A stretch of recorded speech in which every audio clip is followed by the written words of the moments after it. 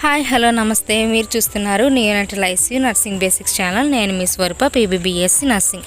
ఈరోజు మన వీడియోలో ఏం డిస్కస్ చేయబోతున్నామంటే, మన ముందు వీడియోలో మనం యాప్నియా ఆర్ గ్యాస్పింగ్ ఉంటే కనుక హార్ట్ రేట్ చెక్ చేసుకోవాలి. హార్ట్ రేట్ అనేది 6 సెకండ్స్తో పాటు చెక్ చేస్తే వచ్చే వాల్యూని ఇంటూ 10తో మల్టిప్లై చేస్తే మనకి ఒక మినిట్కి హార్ట్ రేట్ అనేది తెలుస్తుంది. ఈ హార్ట్ రేట్ అనేది బిలో 100 ఉంటే కనుక మనం పీపీవీ ఇనిషియేట్ చేయాల్సి వస్తుంది. ఈ పీపీవీ ఫస్ట్ 15 సెకండ్స్ ఇచ్చిన తర్వాత ఫస్ట్ హార్ట్ రేట్ అనేది మెజర్ చేస్తాము. ఈ హార్ట్ రేట్తో పాటు చెస్ట్ మూమెంట్ కూడా చూసుకుంటాము. ఫస్ట్ కేసులో వచ్చేసి హార్ట్ రేట్ అనేది ఇంక్రీజ్ అయ్యి చెస్ట్ మూమెంట్ లేకపోతే మనము 15 సెకండ్స్ పాటు అంటే అనదర్ 15 సెకండ్స్ పాటు కూడా పీపీవీ అనేది కంటిన్యూ చేయాల్సి ఉంటుంది. సెకండ్ కేసులో హార్ట్ రేట్ అనేది ఇంకా 100 బిలోనే ఉంది, చెస్ట్ మూవ్ అవుతుందంటే కనుక ఈ కేసులో కూడా మనం అనదర్ 15 సెకండ్స్ పీపీవీ కంటిన్యూ చేయాల్సి ఉంటుంది. థర్డ్ కేసులో వచ్చేసి మనకి హార్ట్ రేట్ అనేది ఇంకా 100 బిలోనే ఉంది, చెస్ట్ కూడా మూవ్ అవ్వట్లేదు అంటే కనుక మనం వెంటనే వెంటిలేషన్ కరెక్ట్ స్టెప్స్లోకి వెళ్ళిపోవాలి. అవే ఎంఆర్ సోపా.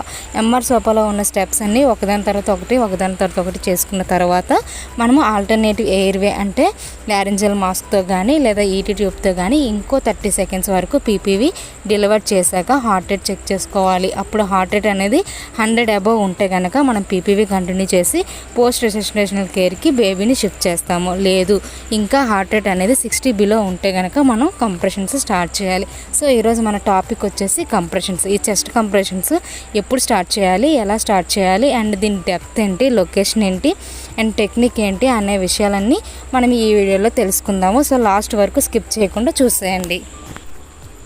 ఈ చెస్ట్ కంప్రెషన్స్ బ్రెత్స్ ఇవ్వడానికి అంటే కార్డియోపల్మనరీ రిసిస్టేషన్కి మనకి 5 మెంబర్స్ రిక్వైర్మెంట్ అనేది ఉంటుంది. వాళ్ళ రోల్స్ ఏంటో ఒకసారి చూసేద్దాం. ఫస్ట్ పర్సన్ వచ్చేసి టీమ్ లీడర్.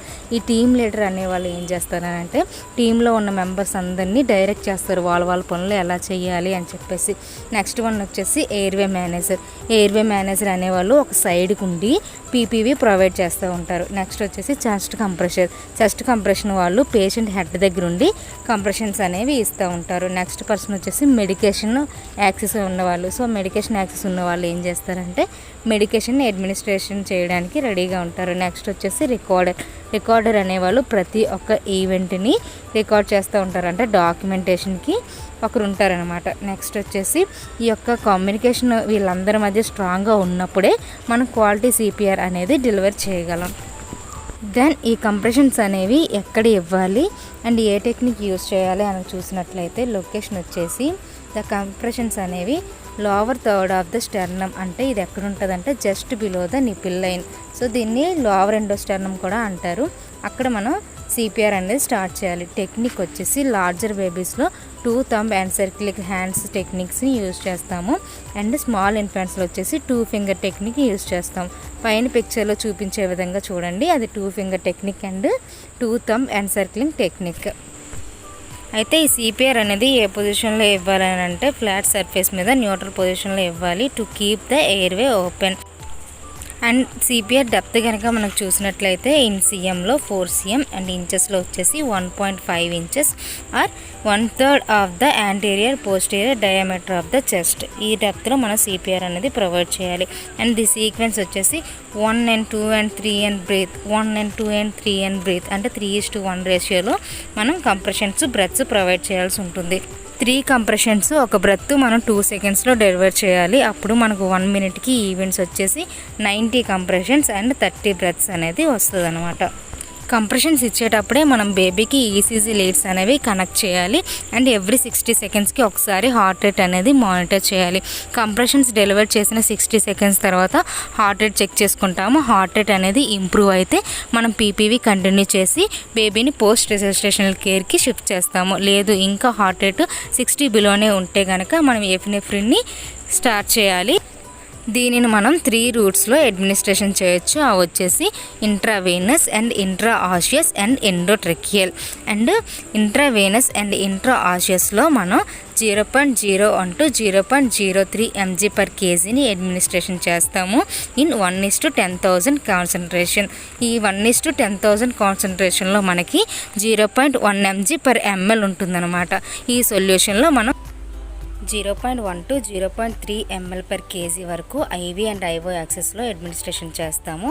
ఎండోట్రకియల్లో వచ్చేసి 0.05 to 0.1 mg per kg వరకు అడ్మినిస్ట్రేషన్ చేస్తాం. మనం ఎక్కువగా ఐవి అండ్ ఐఓ యాక్సెస్నే ప్రిఫర్ చేస్తాము for administration of epinephrine. And compression రేషియోని బట్టి మనం ఎవ్రీ 3 to 5 minutesకి ఒకసారి ఎపినెఫ్రిన్ని రిపీట్ చేసుకుంటాము. ఎపినెఫ్రిన్ ఇచ్చిన 60 seconds తర్వాత హార్ట్ రేట్ చెక్ చేసుకున్నప్పుడు ఇంకా హార్ట్ రేట్ 60 బిలోనే ఉంటే కనుక మనం చెస్ట్ కంప్రెషన్స్ ఎలా ఇస్తున్నామో చెక్ చేసుకోవాలి. దీన్ని మనం ఒక న్యూమోనిక్గా చెక్ చేసుకుంటాము. దాని పేరే కార్డియోలో సి ఫర్ కంప్రెషన్స్ అనమాట. చెస్ట్ కంప్రెషన్స్ ఎలా డెలివర్డ్ అవుతున్నాయి, డెప్త్ ఎలా ఉంది అండ్ కంప్రెషన్ రేషియో ఎలా ఉందో చూసుకోవాలి. ఏ వచ్చేసి ఎయిర్వే క్లియర్గా ఉందా లేదా, ఇఫ్ సక్షన్ నీడ్ అయితే సక్షన్ చేసుకోవాలి అండ్ పొజిషన్ ఒకసారి చూసుకోవాలి, ఎయిర్వే పొజిషన్. నెక్స్ట్ వచ్చేసి ఆర్ స్టాండ్ ఫర్ రెస్పిరేషన్స్, అంటే బ్రెత్స్ మనం ఎలా ఇస్తున్నాము, రేషియో ఫాలో అవుతున్నామా లేదా అనేది ఒకసారి చెక్ చేసుకోవాలి అండ్ చెస్ట్ రేస్ కూడా చెక్ చేసుకోవాలి. నెక్స్ట్ వన్ డి వచ్చేసరికి డ్రగ్ అడ్మినిస్ట్రేషన్ అనేది కరెక్ట్ డోస్లో ఇస్తున్నామా లేదా అనేది కూడా ఒకసారి చెక్ చేసుకోవాలి. ఐ వచ్చేసి ఇంటిబేషన్, అంటే ఇంటిబేషన్ ద్వారా మనం ఇన్స్పైర్డ్ ఆక్సిజన్ని ప్రొవైడ్ చేస్తాము. అండ్ ఓ వచ్చేసి ఆక్సిజన్ అనేది 100% ఉందా లేదా అనేది కూడా మనం చెక్ చేసుకోవాలి. ఇవన్నీ చెక్ చేసిన తర్వాత కూడా ఇంకా హార్ట్ రేట్ అనేది బిలో 60 ఉంటే కనుక డాక్టర్ హైపోవోలీమియా ఏమైనా ఉందా, న్యూమోథోరాక్స్ ఏమైనా ఉందా కన్ఫర్మ్ చేసుకొని బేబీ ఫ్యామిలీ మెంబర్స్కి కౌన్సిల్ చేస్తారు. అండ్ ఏమైనా షాక్బుల్ రిథమ్స్ ఉన్నాయా, ఏమైనా షాక్ ఇవ్వాలా అనేది కూడా వాళ్ళే డిసైడ్ చేస్తారు. సో ఈ రోజుతో మన టాపిక్ అనేది కంప్లీట్ అయిపోయింది. ఒకసారి రివ్యూ చూసేద్దాం. ఇది మన ఎన్ఆర్పి ఆల్గరిథము. బేబీ పుట్టక ముందు antenatal counselling, team briefing, equipment check అనేది ఇస్తాము. బేబీ పుట్టాక టైమ్ జెస్టేషన్, గుడ్ టోనా, బ్రీతింగ్ ఆర్ క్రయింగ్ ఉందా లేదా చెక్ చేసుకుంటాము. ఎస్ అయితే ఇనీషియల్ స్టెప్స్ ఇస్తాము, మదర్కి షిఫ్ట్ చేస్తాము. నో అయితే కనుక 30 secondsలో ఇనీషియల్ స్టెప్స్ చేసేసి ఇంకో 30 secondsలో మనం అప్నియా గ్యాస్పింగ్ ఏమైనా ఉంటే హార్ట్ రేట్ బిలో ఉందా లేదా చెక్ చేసుకొని PPV, pulse oximeter, cardiac monitor అనేది బేబీకి అటాచ్ చేస్తాము. ఒకవేళ ల్యాబడ్ బ్రీతింగ్ ఉంటే కనుక పొజిషన్ ఎయిర్వే పెట్టుకొని సక్షన్ చేసుకొని ఆక్సిజన్ ఇచ్చేసి ఫ్రీ ఫ్లో ఆక్సిజన్ అనేది ప్రొవైడ్ చేసి పోస్ట్ రెససినేషన్ కేర్కి షిఫ్ట్ చేస్తాము. ఒకవేళ లేదు అప్నియా గ్యాస్పింగ్ ఉంటే కనుక మనం ఈ వీడియో ముందు చెప్పుకునే విధంగా మళ్ళీ ఈ స్టెప్స్ అన్నీ స్టార్ట్ చేస్తాము. అయితే క్వాలిటీ సిపిఆర్కి 4 లక్షణాలు ఉంటాయి. అవి ఏంటంటే push hard, push fast and minimal interruption and prevent hyper ventilation. Minimal interruption అంటే సైకిల్ మారుతూ ఉంటారు కదా, అప్పుడు సైకిల్ మారేటప్పుడు ఆ గ్యాప్ అనేది 10 seconds కంటే అబవ్ ఉండకూడదు. అండ్ ప్రివెంట్ హైపర్ వెంటిలేషన్ అంటే బేబీ లంగ్స్ని ఎక్కువ గాలితో నింపేయకూడదు. క్వాలిటీ సిపిఆర్ మనం ఇచ్చిన తర్వాత బేబీ హార్ట్ రేట్ అనేది పికప్ అయితే మనం పోస్ట్ రెసిస్టేషనల్ కేర్కి షిఫ్ట్ చేయాలి అని చెప్తున్నాను కదా. నేను పోస్ట్ రెసిస్టేషనల్ కేర్ అంటే ఏంటో చెప్పలేదు. ఇప్పుడు మనం చూద్దాం. పోస్ట్ రెసిస్టేషనల్ కేర్లో మనం ఏం చేస్తామనంటే కంటిన్యూ మానిటరింగ్ చేస్తాం. ఏంటి, heart rate, breathing, oxygen saturation, temperature, blood glucose ఇలాంటివి. సో రెస్పిరేటరీ సపోర్ట్ అనేది ప్రొవైడ్ చేస్తాం. ఎస్ఐఎంవి కానీ, ఎన్ఐపిపివి కానీ, సిపెప్ కానీ, హెచ్ఎఫ్ఎన్సి కానీ ఇలాంటివి. And fluid management and medication management కూడా చేస్తాము. అండ్ టెంపరేచర్ కూడా నార్మల్ టెంపరేచర్ మెయింటైన్ చేస్తాము త్రూ ద వార్మర్. ఇలాంటి కేర్ అంతా మనం పోస్ట్ రెసిస్టేషనల్ కేర్లో ఇస్తాము. సో ఇదండి ఈ రోజుతో మన ఎన్ఆర్పి సిరీస్ అనేది కంప్లీట్ అయిపోయింది. ఇంకా ఎవరైనా చూడని వాళ్ళు ఉంటే ప్లీజ్ విజిట్ చేయండి. మా కంటెంట్ మీకు నచ్చినట్లయితే please like, share and subscribe చేసి మీ యొక్క ఎంకరేజ్మెంట్ని మాకు అందించండి. అండ్ మీకు ఏ సందేహాలు ఉన్నా కామెంట్ రూపంలో మాకు రాయడం మాత్రం మర్చిపోకండి.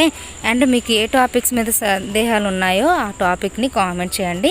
దాని మీద మనం వీడియో చేయడానికి ట్రై చేద్దాం. So thanks for watching friends. Bye bye.